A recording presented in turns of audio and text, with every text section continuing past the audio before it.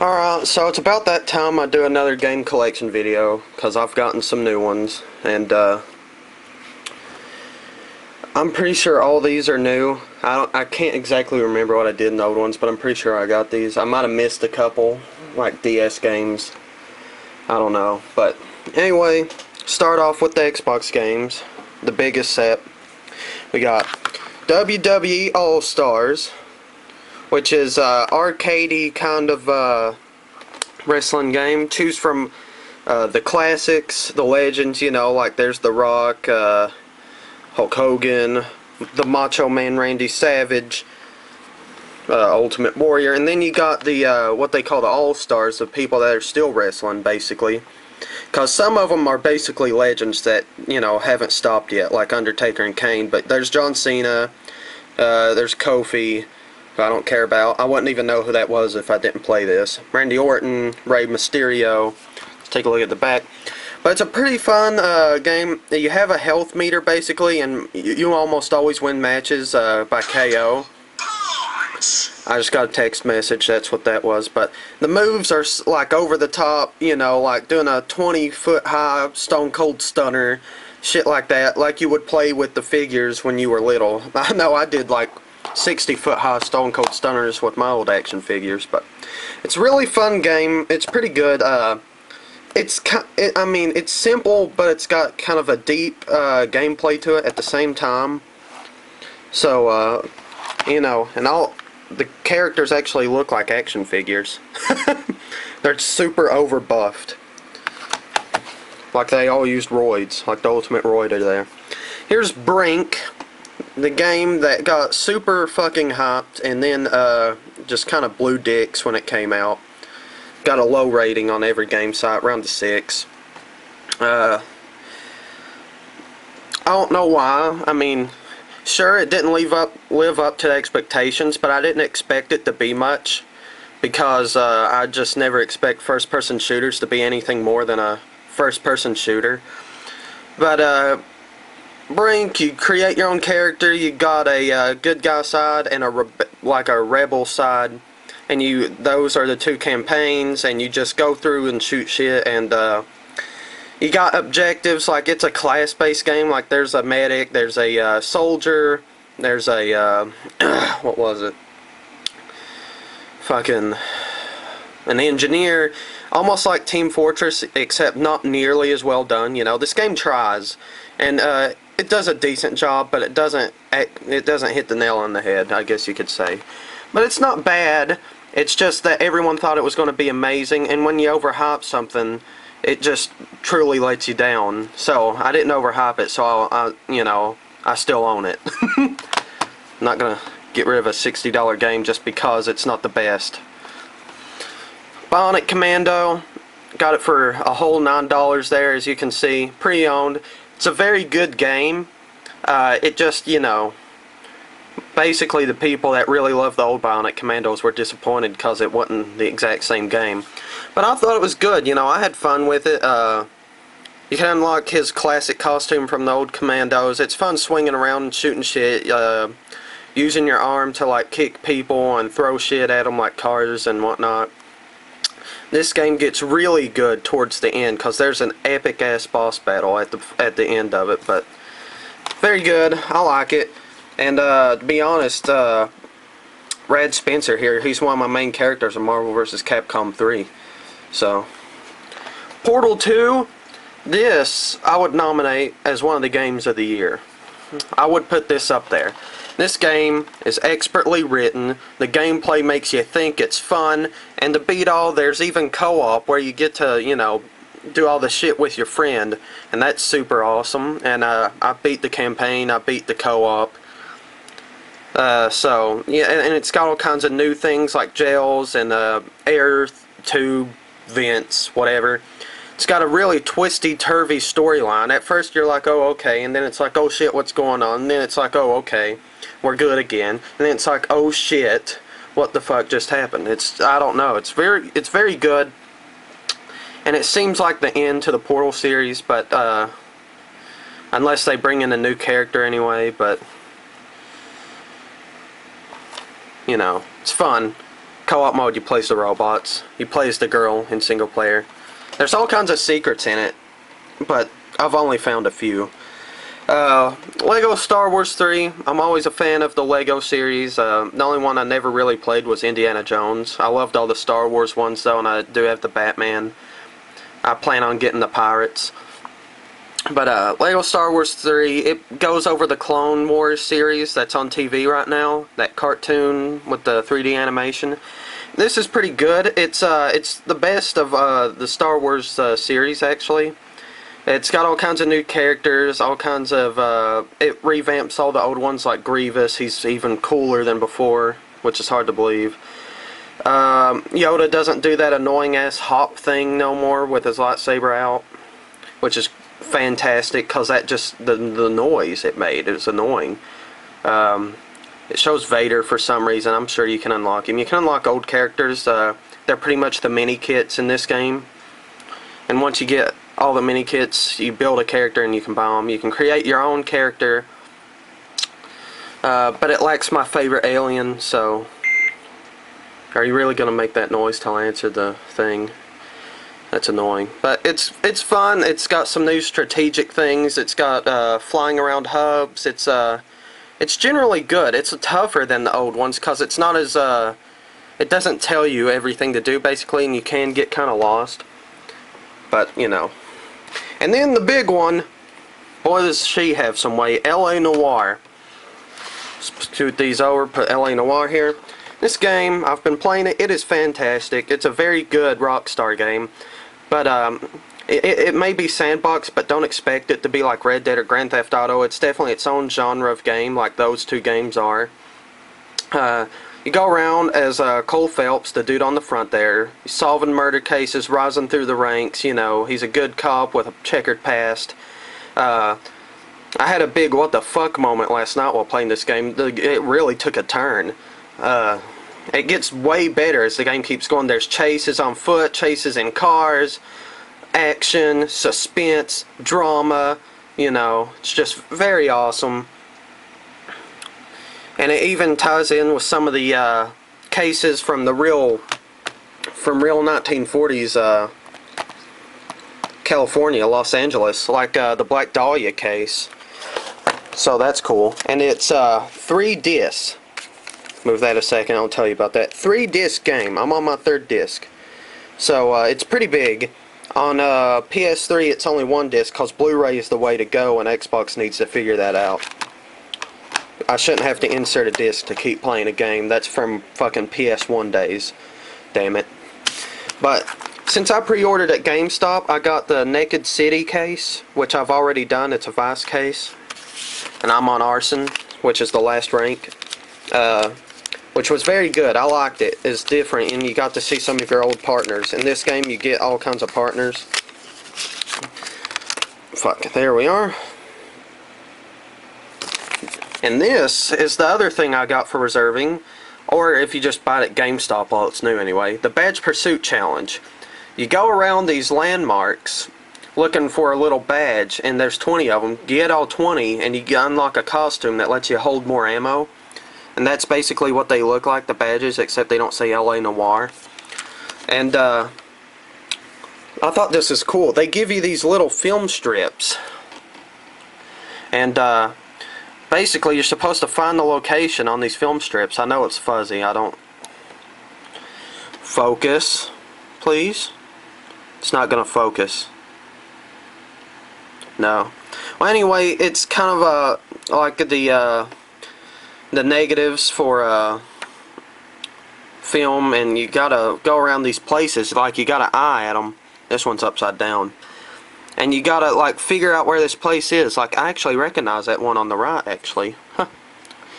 They're all landmarks, and you go and you find the badge, and, you know, you do that. But it's cool that they do it like this. It's like they give you, like, a physical thing, you know. I'll have to remember to go to that place if I fucking know where it is. Alright, hold on a second. I gotta put these back in there. It's gonna take both hands. Some high quality paper this case is.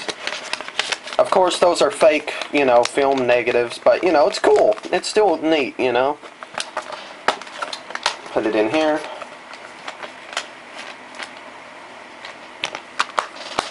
Alright, so that's the Xboxes. I'll put those down. I got a PS3. Yes, exactly one game, for they have none. Mortal Kombat, very fun game. As soon as I got this, PlayStation Network got down, so I never got to try it online to see how awfully laggy it is, because really America just has not the best internet when you compare it with places like Japan, where the shit's perfect, basically. Well, not perfect, but damn near it. I got the PS3 version, obviously, because you can play as Kratos from God of War. And I like God of War, I like Kratos. I think he works fine in the game. I think he does real good if you know how to use him. Any good fighting game, every character is good if you know how to use them, you know. Like in Street Fighter, you see people always using like fucking Sagat, Akuma, Ken, you know, those kinds of people. But I've seen people, you know, do good with Blanca and Dhalsim, like people no one ever uses, but they were doing good, you know. You just gotta learn. Very fun game. This has to be, besides Shaolin Monks, my favorite Mortal Kombat. It's just fun. I'm gonna check this message. So, stop beating. He said Macho Man is dead. That better not be fucking true. But, if so, today's a sad day. But, on the cover, you know, Scorpion, Sub-Zero, this basically has every character from 1 to 3, which are the only characters it needs, but, you know, it introduced a new one in this, but it's basically, it's Cyber Sub-Zero, you know. Basically in the story, spoilers here, you save Smoke from becoming a cyborg, and they take Sub-Zero instead, so there's Cyber Sub-Zero. That's really the only new character they introduce. And Quan Chi's from 4, but he's the only exception. You know, they have Sheva, Ermac, Cabal, Noob Saibot. You know, they got them all, and they're all fucking awesome. Reptile, Raiden. They all have an alternate costume that's wicked. They have a normal fatality, a secret one, a babality. Yes, there's babalities, and there's also I'll check that in a second. There's also a stage fatality. The stages, there's so many stages. You know, all the fatalities are awesome. The crypt where you unlock stuff is good. It gives bios for the characters. It gives art. It has challenge mode, test your might, test your sight, test your strike, and test your luck, which is super fun because it's like a roulette wheel. And you know, it lands on shit like Headless Mode, Rainbow Blood, you know, stuff like that, and you fight Armless Mode. Super fun. So far, I'm pretty good with Ermac. I like Noob Saibot, but I have a hard time using him. And I'm good with Cabal. Those are my two big ones, but all the characters are pretty good. I've seen some wicked combos with Scorpion. Sub-Zero's a little slow, but he's good. Cyber Sub-Zero is actually a little bit better. And Kratos, he's pretty good. People say he isn't, but, you know, whatever. And it has an awesome-ass story mode. It's kind of a focus. That's a little better. It's kind of convoluted, but it's pretty good. It works itself out. So, put that down there. I actually managed to find 2 PSP games. We got Prinny 2, Dawn of Operation Panties, dude. And if you've never played the Prinny series, that's a really good series of games. There's only 2, but you know. He plays this penguin, right? And he's from the Disgaea series, or Disgaea. I don't exactly know how you pronounce it. It's a penguin that explodes when you hit it. So they give him this scarf so he can take more hits. And it's an extremely difficult game. It gives you 1,000 lives. It knows it's difficult. I almost beat the last one, 830 lives, but I still ain't beat the final boss. He's hard as a motherfucker. It introduces some new things, like pretty much what is a rage mode that gives you some powered up abilities, which really helps. And I don't know. It's just you saw my last Prinny, you know. And yeah, there's a new character you can play as, which is basically a weapon toting Prinnies. Like you can see it there, it has a minigun. I ain't got to that part yet. I ain't played this enough. I do need to play it some more. It's got pretty funny dialogue, you know. It's written pretty well. Almost talk like Elmer Fudd Witten. It is just as difficult as the first, and I can't wait to beat it. Number 2, Final Fantasy IV: The Complete Series. This is the definitive Final Fantasy IV experience right here. So I got it. It's $30. It wasn't too bad. Printy was $20, as you saw. It's by Square Enix, obviously. Final Fantasy IV is one of my favorite Final Fantasies, other than, I believe, motherfucker, shut up. Shut up, Captain Falcon. But it's one of my favorite series. I like the old Final Fantasies better than the new ones. I don't think anyone really enjoys the new ones completely. Once they went 3D. I mean, 7 was okay, and 8 was good too, but after those, it's kind of...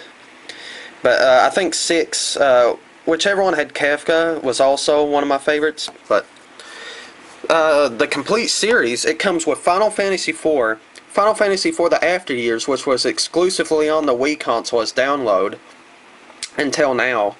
And now it came out in this. And there's also a new story, Final Fantasy Interlude, which takes place in between 4 and the After Years. So, very awesome, very long. I've only played a little bit of it. There's the game, here's the book, very descriptive book, full color, very awesome. And I thought this here was pretty badass. I thought it was cool for them to include this. To start off, I'll show you the cards here in a second. I like the cards. If you have Dissidia 12, or basically the second Final Fantasy Dissidia game, you can unlock Knight of the Twin Moon, a costume for Cecil. So you unlock his Paladin and his Dark Knight, I believe it's called, costumes, to make him look more like he did in the Final Fantasy IV, which is pretty cool that they would do that. So I've already used the code, so... And these cards are wicked. It's like concept art with the sprite as well. Yeah, the game has updated sprites, I forgot to mention. Yeah, well, it looks way better. Kane Highwind, who's probably my one of my favorite characters in 4. Here's Rydia, and there's her from the After Years. She's way younger in fucking the normal Final Fantasy IV. There's Rosa Farewell, a mage, the ninja Edward Edge, Geraldine, is that how you pronounce that? I'm not sure. Oh, and the game does have voice acting, I do believe, and it has good music too. And there's Cecil, and Paladin, and Dark Knight. So, pretty cool. I thought the cards were real neat. You know, just a little thank you for getting it. So put that up. I need to play that some more, actually. I really like it. Pokemon White version. Hell yes, this game is awesome. It's one of the best Pokemons. It's up there in my favorites, but right now my favorite's Heart Gold, and then under that's Pokemon Yellow, Red, and it pretty much goes through the old ones. But this one's definitely up there. It takes the series in a new direction. It gives it an actual pretty good plot. Like, it's different. It's not like, oh, we're using Pokemon to take over the world and we hate them, we're going to kick them and fucking, like, pinch them and shit, you know, just annoy them. No, these people want to liberate Pokemon, which is new and it's interesting and it works pretty well for this game. And, you know, I won't give away any more spoilers because, you know, but it's got good music, it's got great graphics. I chose White version because I like Zekrom better. That's Zekrom. He's a Dragon Electric type. I chose Smugleaf, or what's his name in this one, Snivy. He was originally Smugleaf because he does look like a smug bastard, and the boy, obviously. The battle, it's quicker. It's it's got all kinds of improvements. I could sit here and list them, but I don't really want to waste y'all's time, you know. It's got a new kind of a union mode where you can walk around with your buddies, and you can actually do that in the exclusive places, like the White Forest or the Black City. Mine's the White Forest because it's White version. seasons are introduced. It's not a big deal, but it's nice to get a little more realistic. The trainers are older, so obviously the plot's going to be a little bit darker, and it is. It's a pretty tough game where, you know, you got to relearn the Pokemon, because all the Pokemon in this game, until you beat it, are brand new. So, and I've got a pretty good team right now. As far as I can tell, I got an answer for every for every problem I would have with my Pokemon, but it does have some of the old ones once you beat it, though. Don't worry. Like, and Dragonite's in there for you Dragonitians, I'll call you. And finally, I got some old games not long ago. I took 3 of them up to my papa's. If I ever get the chance, I'll video those. But they were Excitebike, Ninja Gaiden 2, and Double Dragon. So, but here's Aladdin. It came with the case, which is pretty wicked. I got it for like $5 or 10, one of those. Aladdin is a very good classic platformer game. I don't know, it just, you know, it's a platformer. You do some battles, you do some platforming. It's very fun, very good. The only thing is, it's for the Sega Genesis, obviously. Didn't come with the book, which is very disappointing. And I do need to clean the game, because that's just something you should do, because people don't know to do that. And here, look at this shit. Maximum Carnage, son. This game is awesome. It's an old Spider-Man game, where Spidey and Venom actually end up teaming up. You can see them down there in the bottom on comic panels.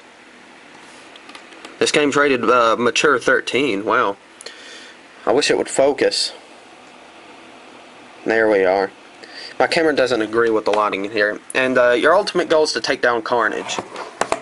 On the back, see you fight as Venom, which is awesome, but it ain't 2-player. That's the only disappointment. It has a lot of cameos. There's Captain America. I'm pretty sure Punisher's in there. A lot of enemies, like there's the Lizard, you know, all kinds of people. It's very fun. It's pretty much a beat 'em up, but there is some platforming involved. Very good. And you actually get team characters. That's like what Captain America is. He's like he'll come in, throw a shield, and you know, you got your other dudes that'll do shit too. And the cool thing about this one, it's got it all, son. It's got the game, which is a nice red color, and it's even got the book. Look at that. It's got the fucking book. And with an ad for Mortal Kombat 2. Black and white, but it's a pretty good book. It's got some, it backgrounds every mission, all the characters, the controls. So, very awesome. I saw one of these on, I was like watching a video, and this dude went to a super popular Japanese like store called Super Potato or something. This shit was like $180. Just like mine is now, unless it included like the little ads that they used to include. Or like they do now. It's like, oh, here's the instruction booklet, but here's an ad for a couple other games. So basically, I got the exact same thing for $10. And it works beautifully. So, I do wish it was 2-player, but it's 1. But, that is all. That's all the new games for now. Next month, I'll be getting, hopefully, a couple more. I'm looking to get Infamous 2 and Transformers Dark of the Moon. But, because I like War for Cybertron. But, this video is long enough. The camera's getting kind of warm, actually. I think it's so... it's, worked long enough, I guess. So, that's my newest games. I hope you enjoyed the video, and maybe you'll get some of them. Take what I said, you know. But I guess, I don't know. Change my calendar here. I need to stop fucking rambling. I do this at the end of every video. I don't know how to end them properly. This is Larry. I'm going. Bye.